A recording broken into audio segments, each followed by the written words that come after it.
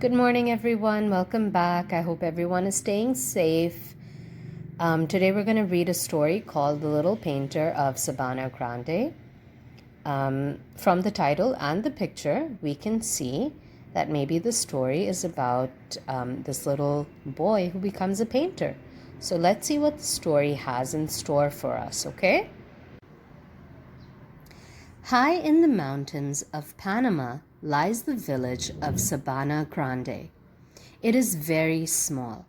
Just 7 houses of clay adobe stand alongside a brook in a grassy meadow. In the middle house lives the Espino family. At dawn one cool purple morning, the rooster next door crowed. The Espinos woke up. Papa went off to the meadow to milk the cow. Mama stirred up the fire in the open-air kitchen and fried golden breakfast tortillas. Fernando rolled up his straw sleeping mat and put it in the corner. He hurried to the kitchen to eat his tortilla right away. This was an important day. At school, Fernando had learned to draw colored pictures with crayons. Now, school was out for dry season vacation, and Fernando was going to paint for the first time. His teacher, Senora Arias, had told him exactly how the country people of Panama made their paints. She said, black from the charcoal of a burned tree stump, blue of certain berries that grow deep in the jungle, yellow from dried grasses in the meadow, and red from the clay on the bottom of the brook. It took him a long time to make the paints. Black was easy because the burned stump of a big tree lay right next to the Espino's adobe house. But Fernando had to look before he found those certain berries deep in the jungle to make the blue paint. In the corner of the meadow, he found a patch of very dry grass, and from that he made a large pot of yellow. He wandered up and down alongside the brook, looking for clay. The fast-flowing water was too deep for him to reach down to the bottom. At last, he came to a bend in the brook where the water was shallow. He reached down and dug up a fistful of clay. It was red, just the way Senora Arias had said.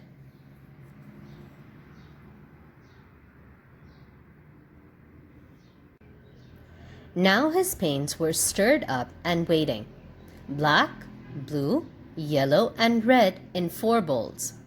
Next he got out the 3 paintbrushes his teacher had given him. 1 very small, 1 medium-sized, and 1 especially large. I'm ready to paint pictures, Fernando said to himself. He picked up the small brush and dipped it into the pot of red. Then he had a terrible thought. He had nothing to paint a picture on. An artist needs paper. He looked in both rooms of the house. He could not find no paper at all. He ran from house to house asking everyone in Sabana Grande for paper to paint on. None of the neighbors had any, not a scrap. Fernando was sad. After all his work, he wouldn't be able to paint pictures. The colored pictures he could almost see. He wanted to make them so badly. Paints and brushes weren't enough. He needed paper too. His fingers itched to draw something, anything. He put down the paintbrush and went over to the mud by the brook. He picked up a stick and drew in the wet dirt, the way he had ever since he was a very little boy. The big rooster who woke him every morning came out of the kitchen yard next door. Fernando looked at him and drew the shape of a rooster. He sighed. He couldn't use his new red and yellow paints to make a brighter rooster. He couldn't make the rooster's comb red. He could only scratch out a mud-colored rooster. It wasn't the same as painting would be. It didn't have any color.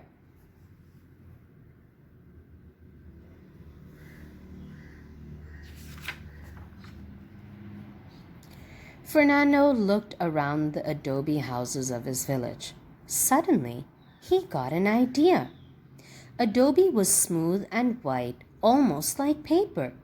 Why couldn't he paint on the outside of his family's adobe house? No, Papa said. Whoever saw pictures on the outside of a house? No, Mama agreed. What would the neighbors say?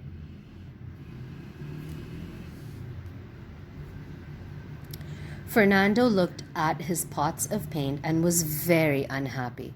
He wanted to paint pictures more than anything else he could think of. At last, Papa said, I can't stand to see my boy so miserable. All right, Fernando, go ahead and paint on the house. Mama said, do your best, Fernando. Remember, the neighbors will have to look at your pictures for a very long time.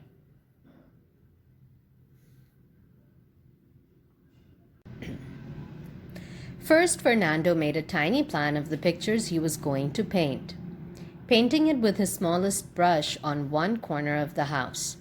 Your plan looks good to me, Fernando, Papa said. If you can paint pictures small, you should be able to paint them big. Fernando picked up his bigger brushes and started to paint a huge picture of the most beautiful tree in Panama, the flowering poinciana on the left side of the front door. As he painted, he could look up and see the red flowers of a poinciana tree, just beginning its dry season, blooming on the mountainside.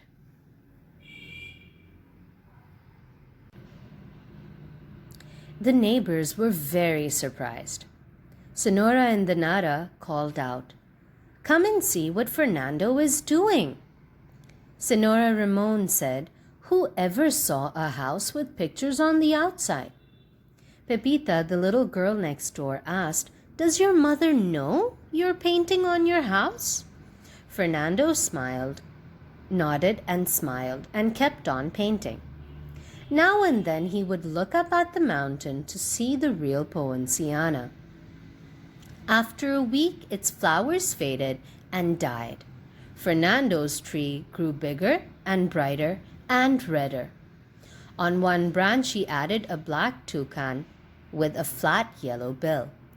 On another branch a lazy brown sloth hung by its 3 toes.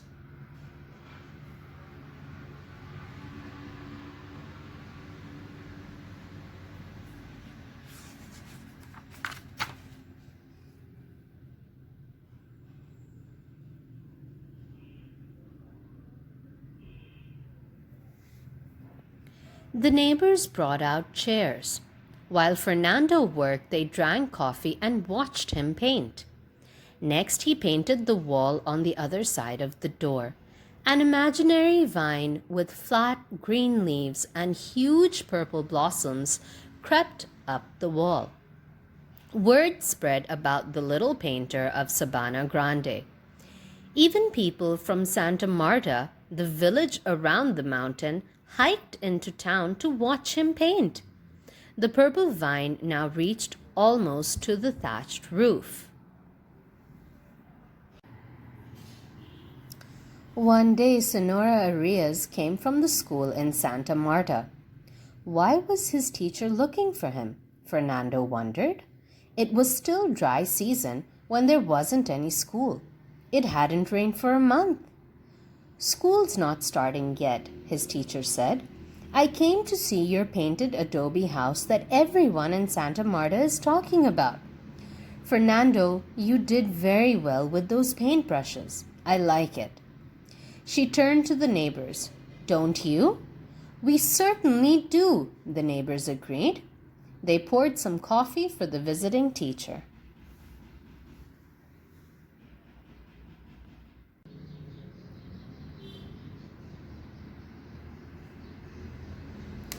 Fernando, will you paint pictures on my house? Asked Sonora Alfaro. And mine too, asked Senor Ramon. Fernando nodded yes, but he kept on painting. For fun, he added a black, white-faced monkey looking down at the people through purple flowers. Next to the door, he painted a big red and yellow rooster flopping its red comb as it crowed a loud cock-a-doodle-doo. Above the door, he painted the words Casa Familia Espino, so people would know that this was the home of the Espino family. Now his pictures were finished, Fernando sat down with his teacher and neighbors. Everyone said kind words about his paintings. Fernando said nothing.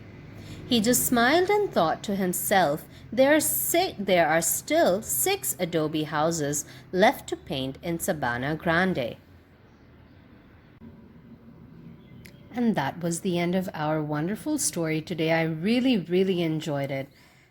What do you guys think? If you were able to draw or paint your houses, the outside of your house, what would you choose? What colors would you choose? What would you like to make?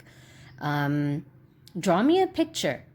Draw me a picture of your house and maybe you can paint it and then send that in, show it to us. Let's see what you guys think.